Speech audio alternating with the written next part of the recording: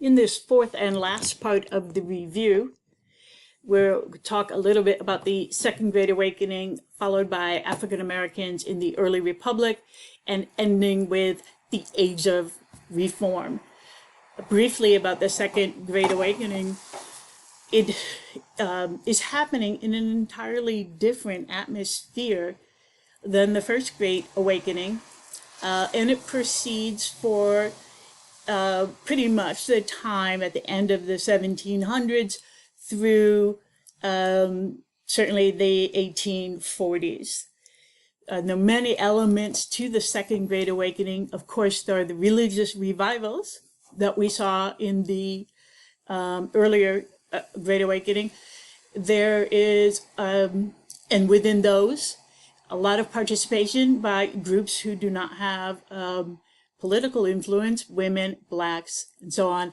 And, well, women and blacks are the two major groups, of course, we'll be talking about in this time period.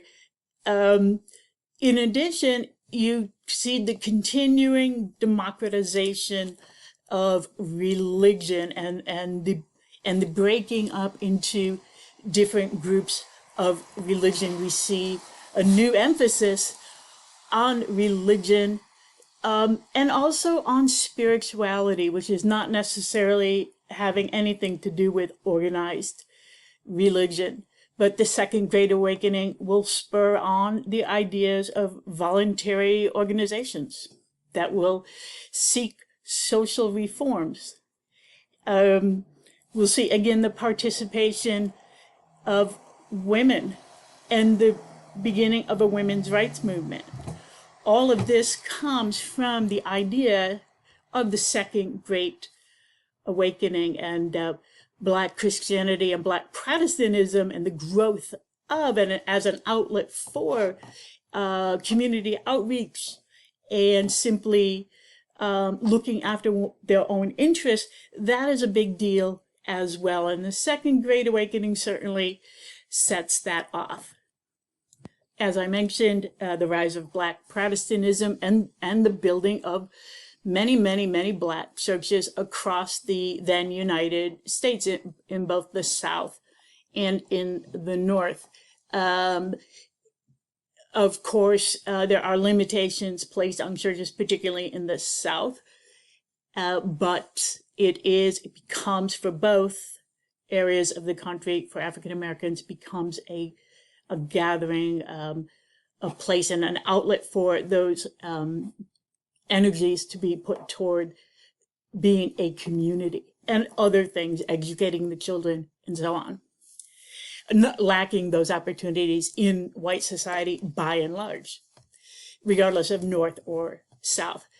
What we see in this time, spurred on in this time period, of course, as the institution of slavery is becoming ever more brutal, if that's possible, but certainly in the deeper South, that is the case, and people being sent away, see continuing, not there were these before right from the beginning, but a continuation of revolts. And why not? Haiti was successful. We see in early 1800s, also a revolt by Gabriel Prosser that is not successful, but scares white people in the South. The same is true in 1822 in Charleston, South Carolina. A free Black named Denmark Vesey plans a revolt that includes, of course, fighting against assaulting whites, white plantation owners, and so on. That is nipped in the bud before it actually is carried out. There are many people hanged because of it. But it scares South Carolinians very much nonetheless. 1831, looking at from the point of view of enslaved Africans, is a more successful rebellion in Petersburg, Virginia, or near Petersburg, Virginia. Nathaniel Turner, known by many as simply Nat Turner, who believes he was called by God to stage a revolt, and around 60 whites are killed in that revolt.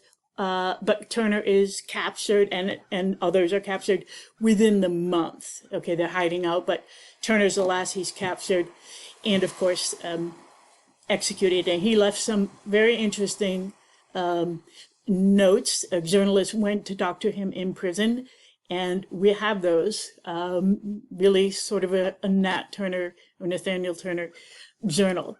But just to know, this scared the South very much, and these revolts were going on continually.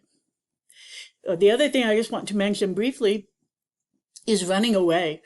Running away was the most common form of resisting enslavement.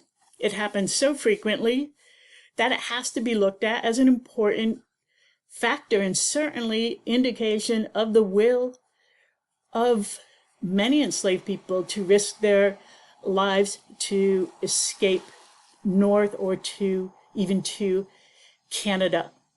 After Florida is purchased in 1819, that's no longer going to be an escape to Florida, to Spanish in Indian Territory. That's cut off. So we're talking here about the North.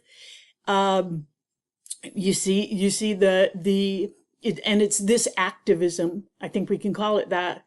It's this activism that will drive a further wedge between the North and South, initiated by the people who were enslaved themselves.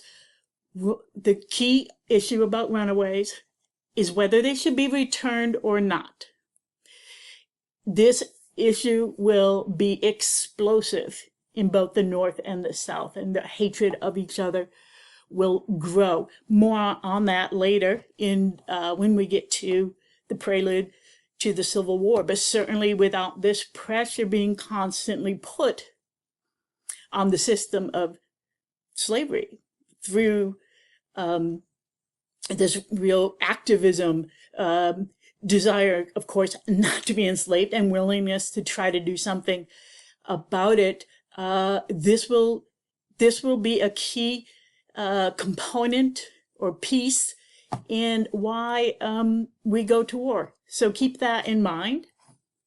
And we have one more subject. The last topic for the unit review is Age of Reform, which we will be talking about in class Tuesday and Wednesday of this week. So I won't linger too far. One of the key elements, we'll look at causes and so on, but when we're talking about reform issues, there are many, many, many issues. One, of course, the key one, there's two keys: abolitionism, the rise of abolitionism in the North by abolitionist whites and abolitionist blacks. And they won't always agree on how to get to the abolition of slavery, but and not everybody in the North not every white person in the North will be for abolition, far from it. But eventually, many people will feel that way, and it has to do with reactions to being forced to return people into slavery. Remember, we talked just a moment ago about runaways, but abolitionism is a key reform topic. Women's rights is the other key reform topic, and many women in the women's rights movement. There'll be the first women's rights convention at Seneca Falls, New York in 1848.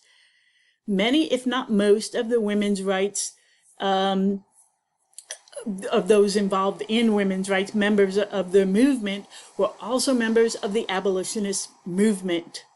So those went hand in hand. And just to make a connection to the 1960s, which we'll find interesting, we see again a connection between the movement for African American civil rights, followed very closely with a movement for women's rights, and the two become linked together once again. So I think that's a fascinating development at this time.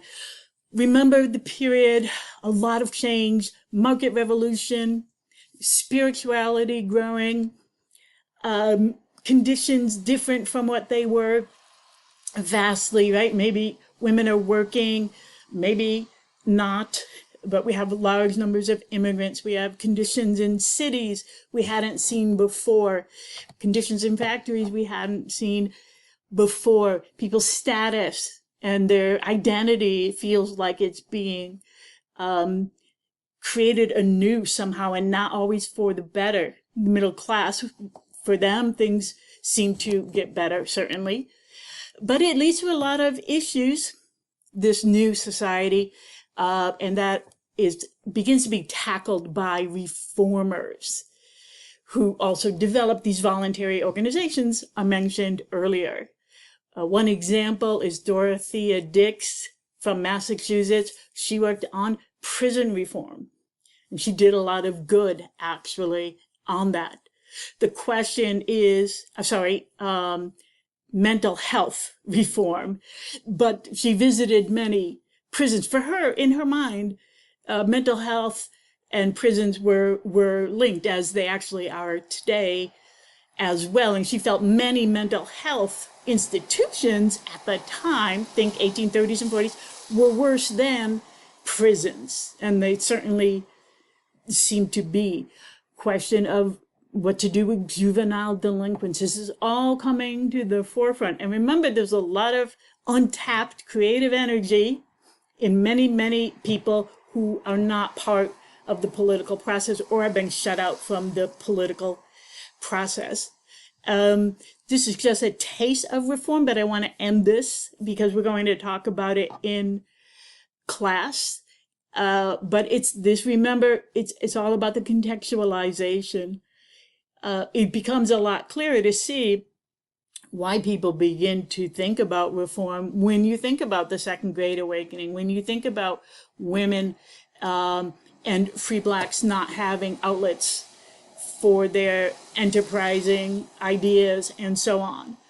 When you think about the new spirituality, when you think about the market revolution and how that is really brings wrenching change, the further solidification of the institution of slavery, and so on and so forth, and so on and so forth. And we'll talk about that next time. This ends the review for the test, which is Thursday and Friday, December 3rd and 4th. Good luck to you all in your studying.